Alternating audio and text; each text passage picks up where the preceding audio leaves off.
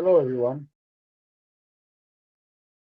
Today, I'd like to discuss a dichotomy that has existed within the uh, Western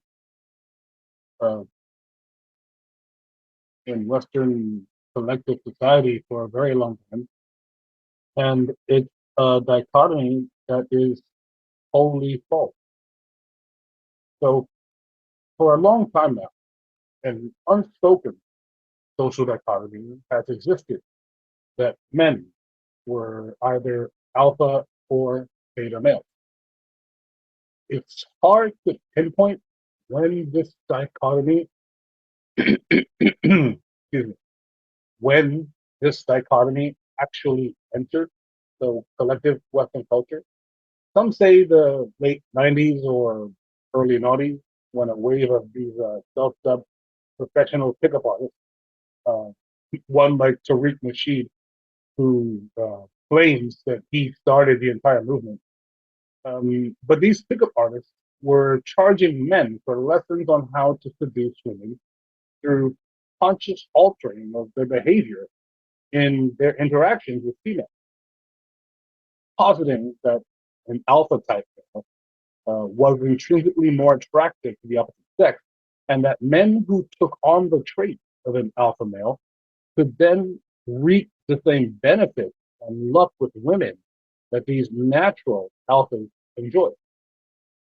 Now, while distasteful and essentially dishonest in some of their methods, the professional pickup artist guru movement did gain a lot of traction because the patterns of male behavior that they described kind of rung true to both sexes.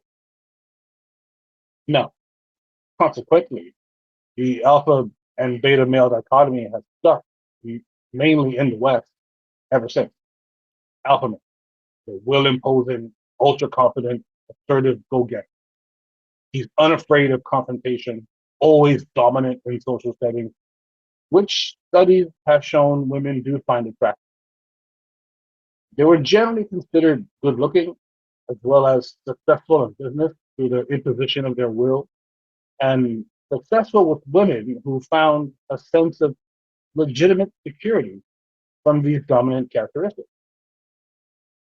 Characteristics that the pickup artist then extrapolate, characteristics that the pickup artist had extrapolated from the predatory animal world, which, as most people know, does not function neatly like human civilization, mainly because animals act largely on instinct and they lack the ability to reason. This should have been a red flag about the blind spot in this false dichotomy, but it wasn't. Now, betas, in contrast, were the inherent followers, not considered attractive or charismatic. Some were considered socially awkward or just subjective weirdos, which led to their lack of success in business and general sense of something akin to repulsiveness in women.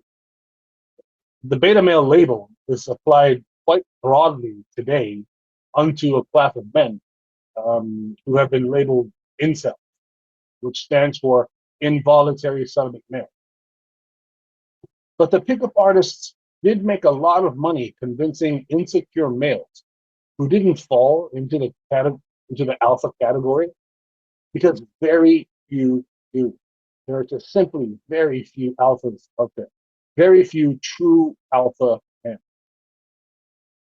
But these pickup artists had convinced these insecure males that they could sort of wear these alpha male traits like some kind of mask.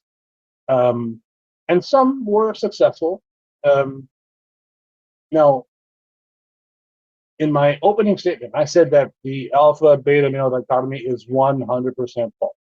Um, there is, however, a different paradigm that I will shortly describe, and that I feel explains the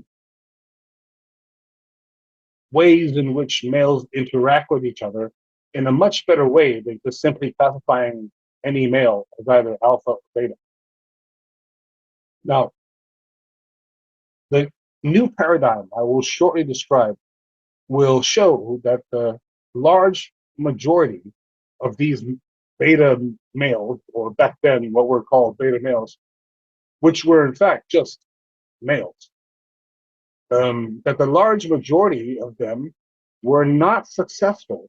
And that's because of the powerful female intuition, which has always been able to easily see through men attempting to project a sense of alpha myth, which, when displayed, kind of makes that male repulsive.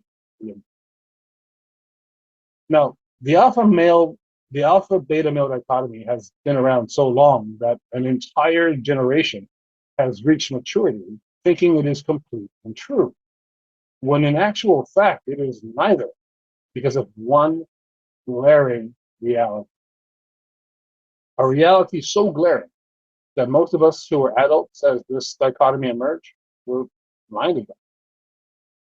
The alpha or beta male dichotomy wrongly assumes that the majority of human interaction, development, or progress is dedicated to one thing and one thing only, and that is men seducing and bedding as many women as possible, and then women happily being the object of that dichotomy, or as the zeitgeist currently refers to it today, hooking up.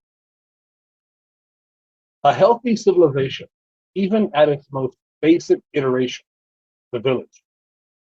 Though heretofore we're going to use cities as an example, a healthy civilization does need to function properly.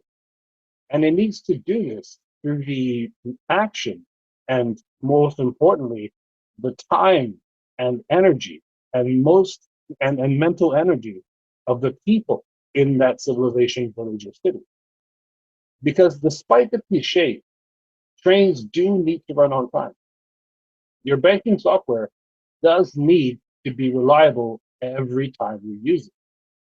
A formal structure for teaching children does need to exist in your community. A criminal justice system must function as close to justly as possible and has to be maintained. Access to healthcare has to be sustainable. I could go on, but you get the idea. I just wanted to introduce and give context to the new theory that I'm going to present, which is the social sexual hierarchy. And I'll do that in the next video. Thank you. Bye-bye.